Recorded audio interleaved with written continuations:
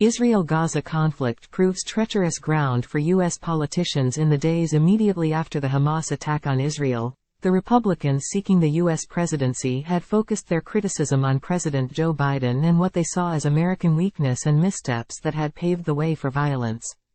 That changed on Wednesday night, however, when Donald Trump addressed the topic in a speech near his home in West Palm Beach, Florida.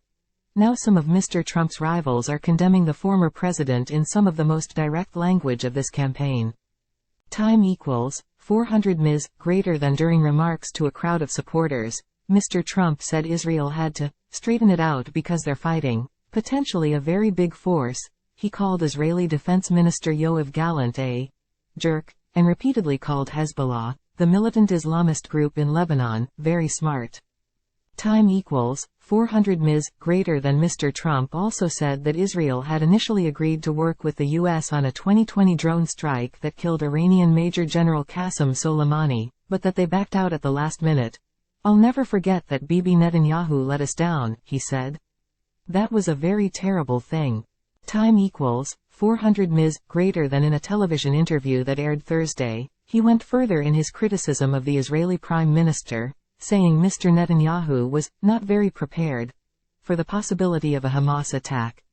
Mr. Trump's remarks prompted a series of quick and pointed responses from the candidate who once was in a dead heat with the former president but now trails him in most polls by a wide margin.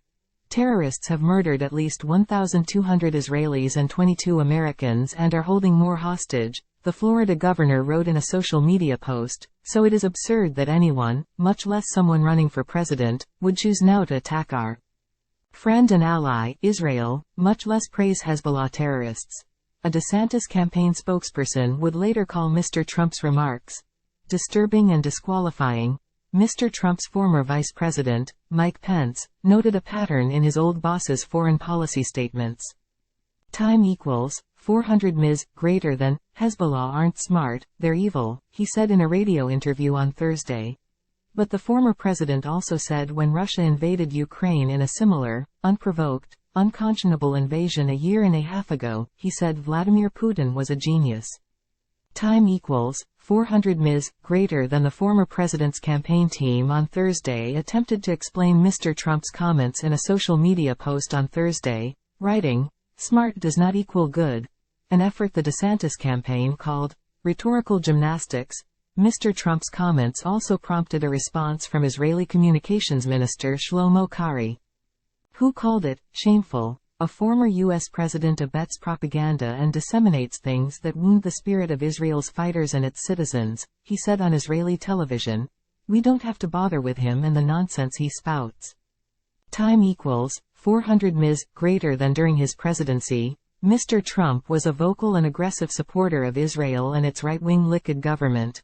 In 2018, he relocated the U.S. Embassy from Tel Aviv to Jerusalem in a move that past U.S. leaders had been reluctant to make because of diplomatic blowback. It won him an outpouring of support from many Israelis, but he has harbored a grudge against Mr. Netanyahu since the 2020 U.S. presidential election, when the Israeli Prime Minister called to congratulate Mr. Biden on his victory while Mr. Trump was still contesting the voting results. It's yet another indication that for Mr. Trump, his foreign policy views and statements can be determined as much by personal issues as political ones.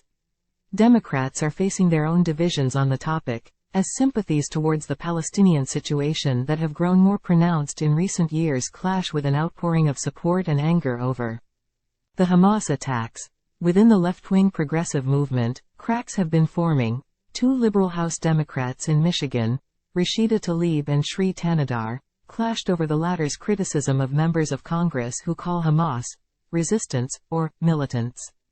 Time equals 400 ms. greater than. Ms. Tlaib, the only Palestinian American in Congress, said Mr. Tanadar was more interested in generating social media attention than helping his constituents.